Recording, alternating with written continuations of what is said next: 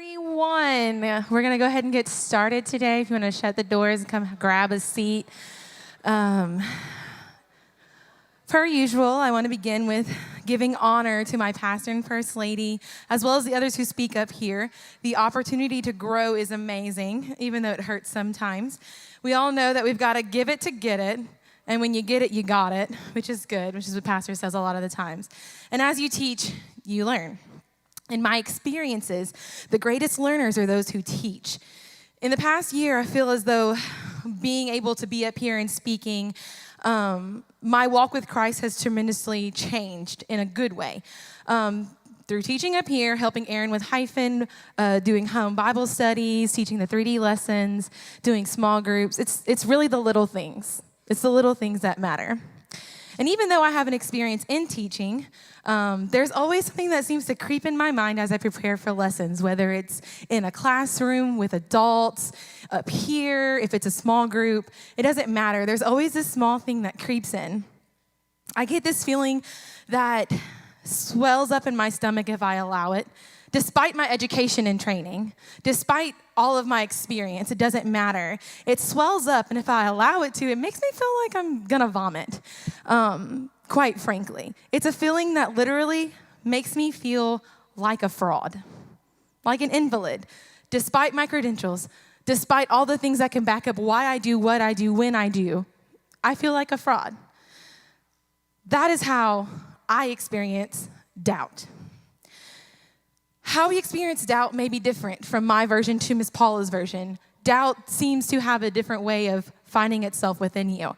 But doubt in itself is the same. I mean, even as I'm writing this, saying it sometimes, I'm doubting my ability to portray the relatable experience that will not only help me grow, though, by doing this, but it might help someone else who's experiencing it as well. If any of us have learned from teaching up here that we teach what we need, we teach what we feel, because what we go through, we grow through. And the only way to kind of grow through that is to learn through that. And the only way to learn it is to teach it. Chances are, at least one of you listening to me is dealing with doubt in some way. In some way. So this morning, we're talking about the ugly word called doubt. When I learn about something, I have to define it so that I can grasp the concept of what it means. I am a researcher at heart.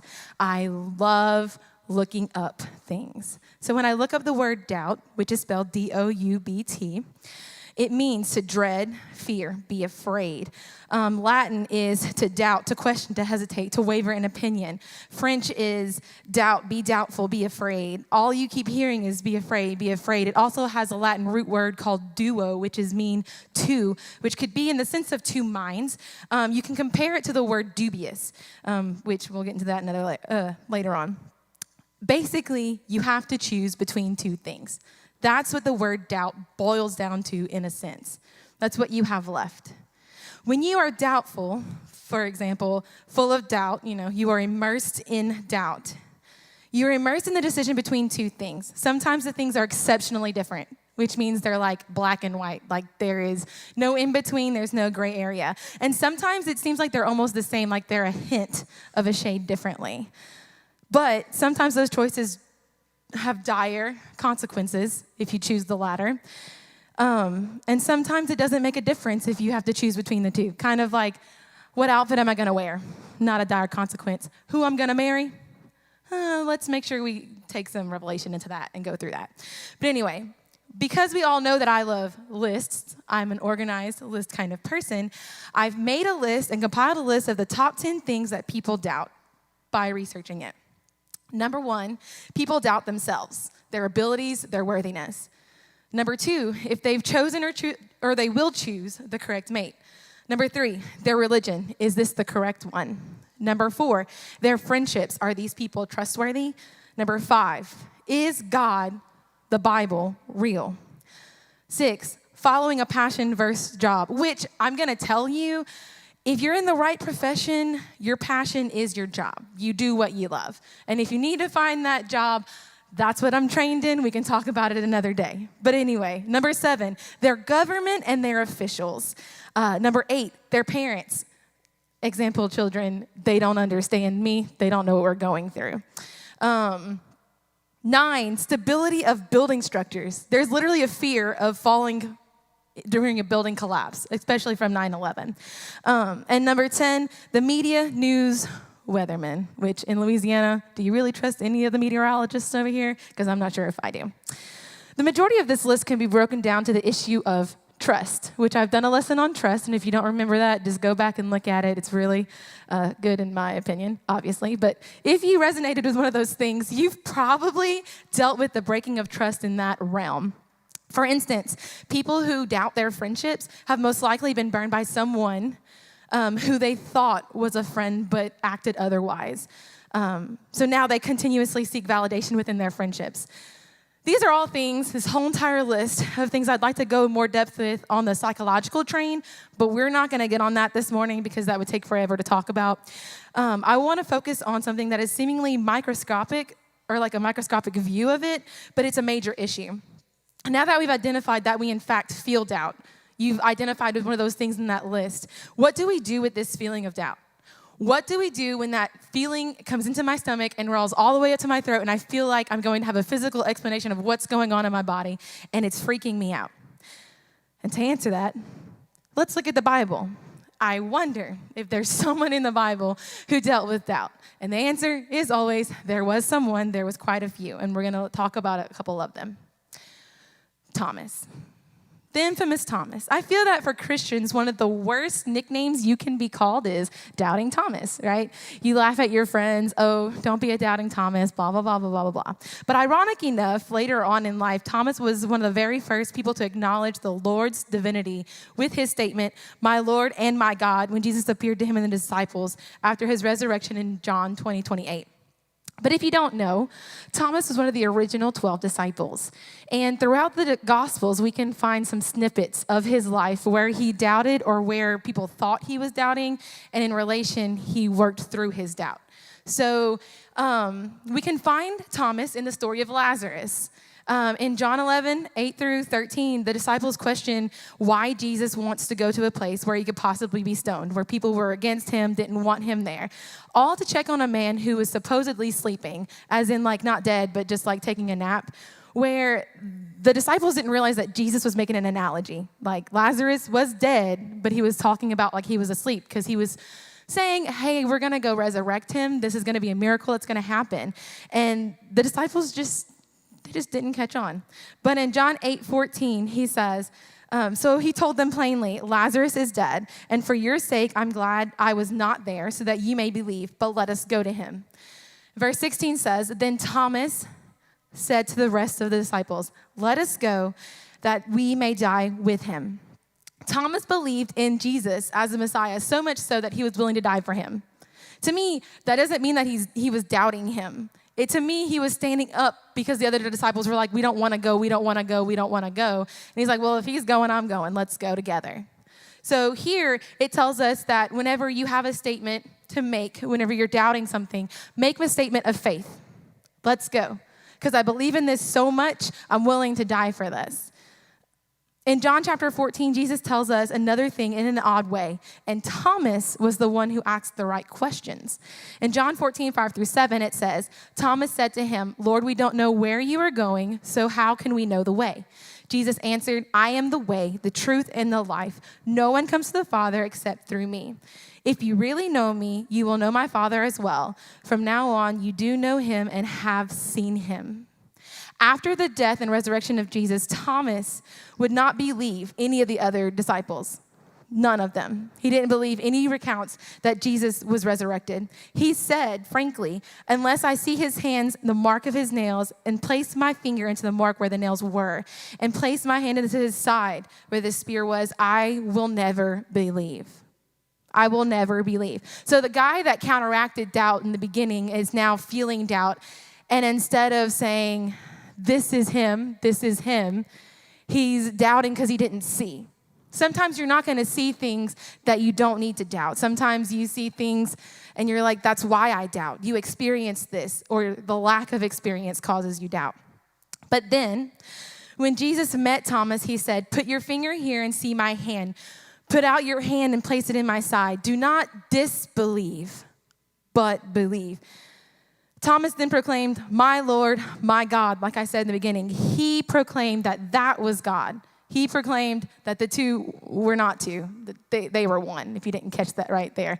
And we can talk about all of that another day. But he said, my Lord and my God. He made a proclamation so that was not a doubt anymore. I feel that Thomas was not a disciple on the contrary of being lukewarm, that most people think, or skeptical. Rather, he had the key. He had the key. Or a different set of keys, not that Peter had, but we're going to keep going. He had a close relationship with Jesus and would follow him to the end. Later on, Thomas went on to evangelize in Eastern Asia. And it is well known in church history that he brought many people to the gospel in India after the first century, which is pretty cool. Like the guy that doubted Jesus himself was there, resurrected, is the one that went and saved others. So the things that we can learn from Thomas is you got to ask the right questions. You got to listen and visually look at what's going on with the evidence. And you got to be willing to die for Christ to keep believing. That's kind of how he battled it. But that wasn't enough for me just to hear about Thomas. I don't know about you, but I need a little bit more than one coincidence in the Bible for things to make sense to me. But there is another instance. I want to pose the question, have you ever been so desperate about something like when you're fasting, you want that Coke, or you want a steak, or you want potatoes, like you want something very amazing in that moment, and you're just drinking soup because that's what you've decided to do. Or if you're doing social media, like that moment to check out what everyone else is doing, that fear of missing out is really hitting you hard.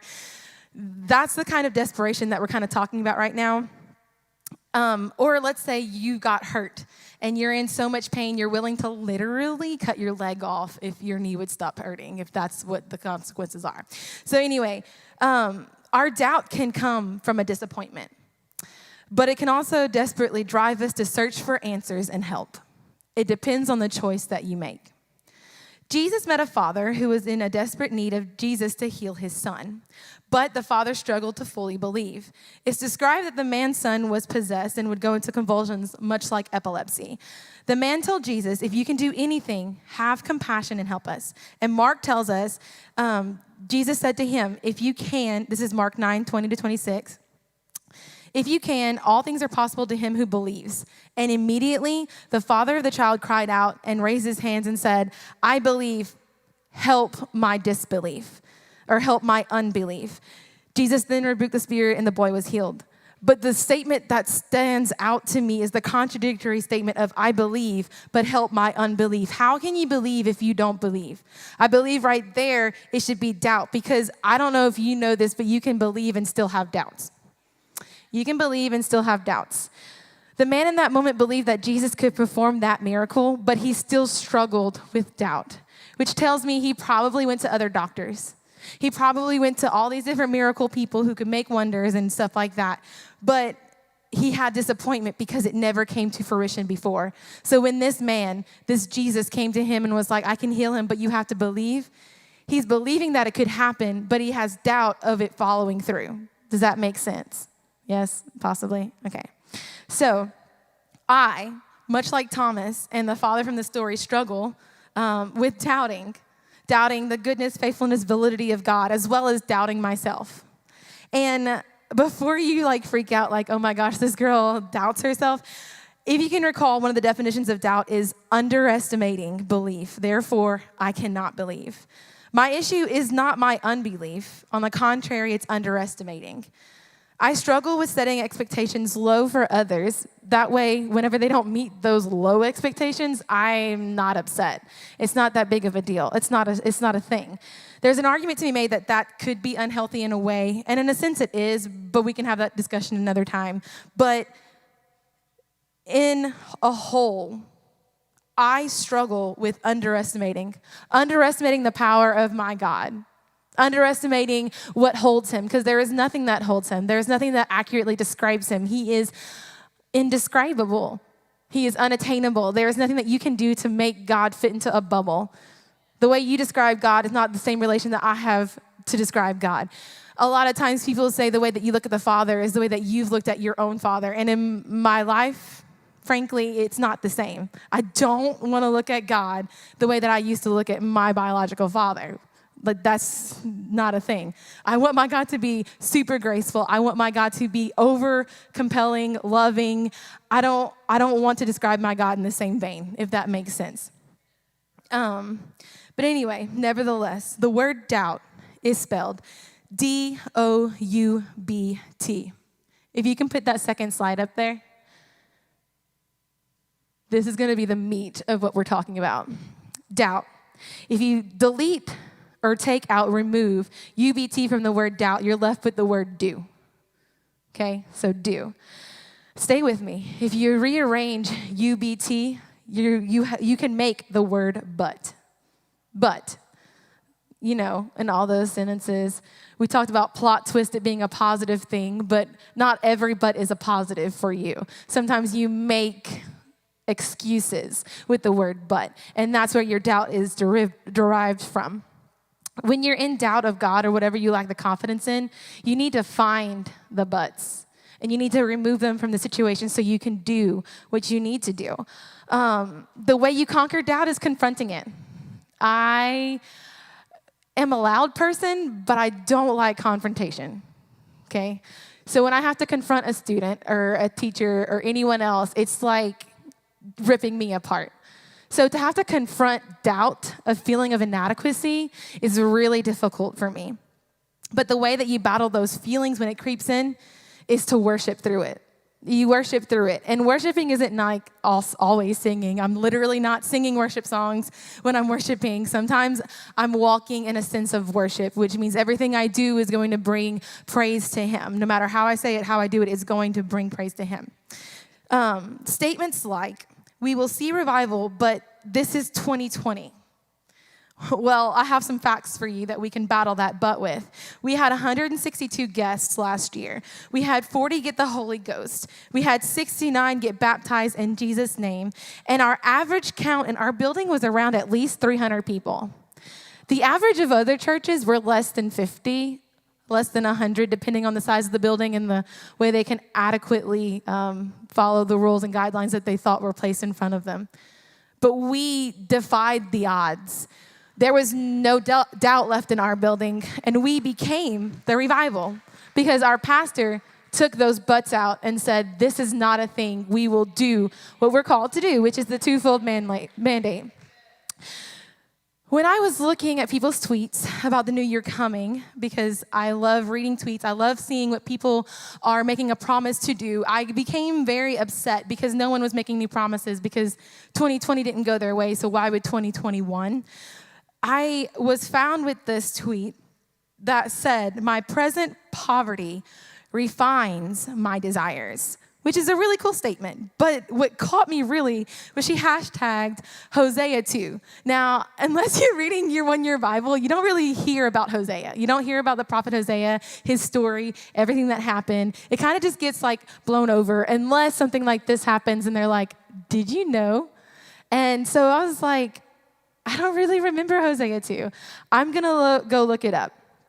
So when I looked into it, it reminded me of the year 2020 in a sense. Now, I'm just going to paraphrase it. I'm not going to recite it to you because you can get lost in it.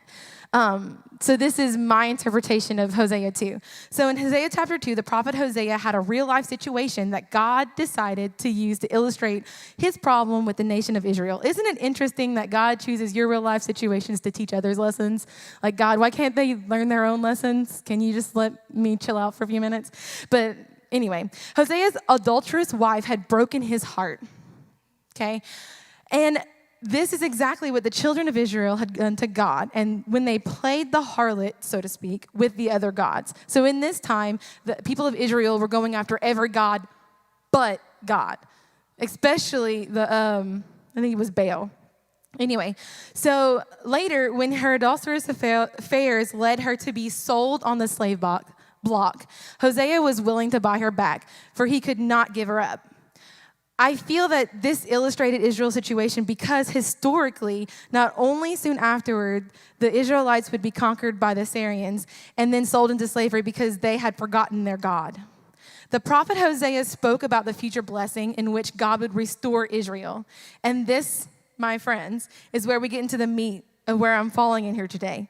The first 15 verses calls out really all the bad things that she did and tells all these different things and really plays out the analogy of Hosea's wife and Israel. But in verse 14, I saw something that literally slapped me in the face. And Hosea 2:14-15 says, "Therefore, I am now going to allure her. I will lead her into the wilderness and speak tenderly to her. There I will give her back her vineyards, and I will make her a valley of anchor, a door of hope.